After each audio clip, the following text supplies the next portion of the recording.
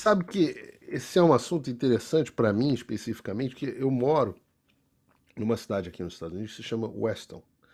É a mesma cidade que mora o Rodrigo Constantino. E o Weston tem o apelido de Westonzuela, porque é uma cidade aqui perto de Miami, um subúrbio aqui de classe alta aqui perto de Miami, e tem o apelido de Westonzuela porque tem 30% da população da cidade, especificamente, são compostos de venezuelanos. Então, as informações que eu recebo sobre o que acontece na Venezuela, elas não vêm de narrativas que eu ouvi. Eu não vi na Globo o que passa na Venezuela. Eu convivo diariamente em, em inúmeros lugares com famílias que fugiram da Venezuela ao longo de vários anos, tá? Desde o início do governo do Chávez até agora ao Maduro. Agora mesmo, nesse sábado, eu estava conversando com uma menina numa festa que eu estava, inclusive o pessoal da campanha do Ron DeSantis, né, o governador aqui da Flórida e tal. Eu estava numa festa de apoiadores deles, âncoras de televisão, etc. As pessoas que as pessoas acompanham aí na, na televisão. Eu estava lá na festa com eles e tinha uma menina venezuelana. E tinha um rapaz venezuelano, duas pessoas diferentes da Venezuela.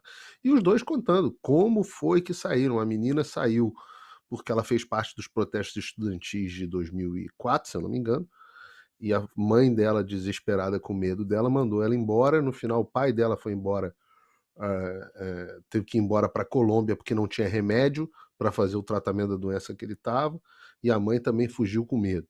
O outro rapaz que estava lá também saiu porque perdeu todo o dinheiro que tinha. Então essas coisas não são narrativas, né? Quando nós é, vemos o presidente do Brasil tratar um país como a Venezuela como narrativa, tem algumas conotações. Primeiro, óbvio, a conotação ideológica e tal, mas eu tenho que dizer, uma violação técnica da Constituição Federal. Então, eu diria que a forma como o Brasil lida hoje com a Venezuela e a forma como o Maduro foi recebido no Brasil viola o artigo 4º da Constituição Federal Brasileira, que diz, nos seus incisos, o artigo 4 é o que trata é o que rege as relações internacionais do Brasil. Então, o presidente pode conduzir as relações internacionais, mas elas têm que estar regidas teriam que estar regidas pelo texto constitucional, e é o artigo 4º que trata disso. Curiosamente, por algum motivo da nossa Constituição, ele vem antes do artigo que trata dos nossos direitos, tem um artigo que trata de como nós devemos lidar com os demais países. E tem dois pontos especificamente que são violados na forma como o Lula trata essas nações. A primeira é a questão do inciso 2, que fala da prevalência dos direitos humanos. E, além disso, o inciso 3, que fala do princípio da autodeterminação dos povos. Então, toda a relação internacional que o Brasil tiver é regida por um conjunto de itens, e o inciso 2 e o 3 falam disso, da prevalência dos direitos humanos e da autodeterminação dos povos. Aí, as perguntas que nós devemos fazer são: a Venezuela de Maduro respeita estes princípios, o princípio dos direitos humanos e o princípio da autodeterminação dos povos?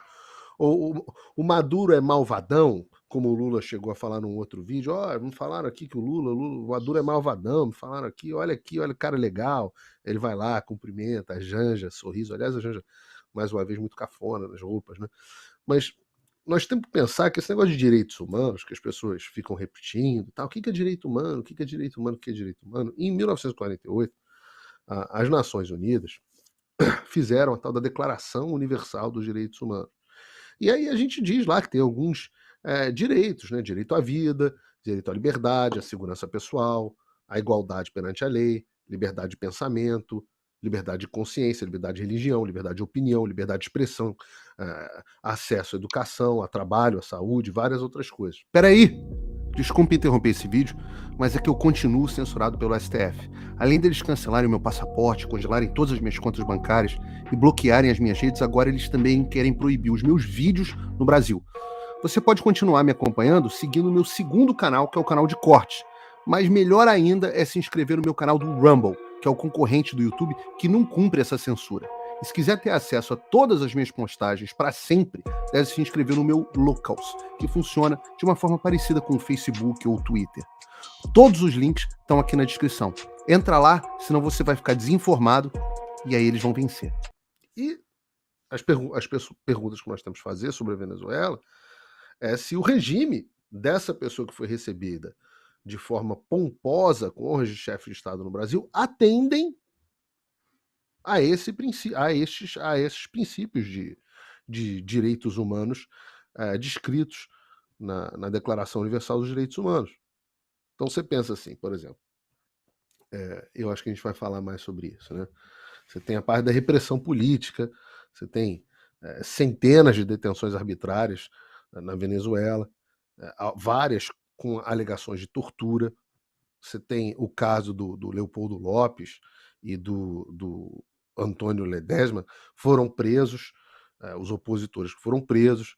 Você tem, óbvio, muito importante para a gente, você tem a questão da liberdade de expressão, né?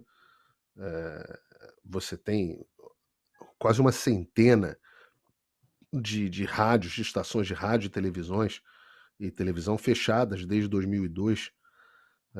Você tem uma ONG que se chama Espaço Público, né? Fala de centenas e centenas, mais de 500 casos de violação à liberdade de expressão, censura, agressão a jornalista. E o que é interessante é que as pessoas ficam assim, ó, o Lula mesmo falou, né? As pessoas falavam assim, o Brasil vai virar uma Venezuela. A Venezuela, nesse quesito da liberdade de expressão, estava muito parecida com o Brasil. Em 2017, eles apoiaram uma lei que se chama Lei contra o Ódio por uma Convivência Pacífica e Tolerante. Reparem como os jargões da esquerda são todos iguais, né? Lei contra o Ódio por uma Convivência Pacífica e Tolerante, é o nome da lei. E essa lei, o que ela faz? Ela criminaliza mensagens de ódio nas redes sociais, e as definições são muito amplas, determina que quem colocar mensagem de ódio nas redes sociais pode passar até 20 anos na prisão. Ela obriga as empresas de mídia, e inclui mídia social, a promover e disseminar mensagens de paz, tolerância, igualdade e respeito. Basicamente uma obrigação de propriedade, de promoção estatal, né? Ela dá ao governo o poder de bloquear site, poder remover conteúdo, assim, e eles fizeram isso no caso de protestos, bloquearam o Facebook, etc., e outras redes sociais. Ela estabeleceu um crime novo de promoção do fascismo, crime de promoção do fascismo, para as pessoas que se opusessem ao regime do Maduro. Então, assim, qualquer semelhança com o projeto 2630, o projeto de lei 2630, que corre na Câmara dos Deputados em regime de urgência e já foi aprovado no Senado, qualquer semelhança não é mera coincidência. Não é mera coincidência. Eu posso falar aqui o dia inteiro da crise econômica humanitária, quase 6 milhões de pessoas refugiadas, né? O que são essas pessoas refugiadas? São pessoas fugindo de uma narrativa. As pessoas vão falar, vem aí uma narrativa, saiam correndo, larguem tudo que você tem e saiam correndo. Comam seus cachorros no meio do caminho, gato, etc., seus pets para sobrevivência. E saiam correndo em direção ao Brasil, em direção a tantos outros lugares, a Colômbia, porque tudo por narrativa. São pessoas, talvez estivessem, como diz um general ali, como numa espécie de um transe. Né? Você tem outras semelhanças que você tem na Venezuela, estamos falando de autodeterminação dos povos, né? Eu acho que a gente pode falar de fraude na eleição da Venezuela ainda. Não? Pode ou não pode? Sei. Eu sei que fraude na eleição do Brasil não pode falar. Fraude na eleição dos Estados Unidos, o YouTube derruba. Mas acho que fraude na eleição da Venezuela pode falar. Porque são centenas e centenas de denúncias de irregularidades nas eleições de Venezuela. Então, assim, violência, brutalidade, etc, etc. Agora, vocês devem lembrar, eu até busquei aqui a notícia, não preciso nem abrir a notícia, né? Mas eu busquei aqui a notícia porque eu me lembro que eu estava sob o jugo dessa notícia de que era proibido alertar a população, por determinação do TSE, era proibido alertar a população das ligações entre Lula e Maduro. E nós vamos falar, acho que, eu não sei se ainda está na nossa pauta, mas a gente vai falar de Ortega hoje ainda, que é outro amigo do Lula que daqui a pouco está de rosto colado com o Lula também, e que nós não podíamos falar. Então, veja, eu estou construindo isso para deixar claro que não é uma questão de... o Lula fala, né? Você vê a quantidade de sanções que existem contra o país só porque não gostam da Venezuela. Como é que alguém não pode não gostar da Venezuela? Te ama a Venezuela. Te ama todos os países. Que a gente não gosta do Maduro. E não é questão do que, é porque eu gosto, porque o bigode dele é mais maneiro que o meu, ou menos maneiro que o meu. É porque a gente tem um diabo de uma Constituição que eu insisto sempre em falar para as pessoas, porque o Brasil é um país com uma Constituição, apesar do que o Supremo Tribunal Federal acha, o Brasil é um país com uma Constituição que rege, inclusive, as relações exteriores.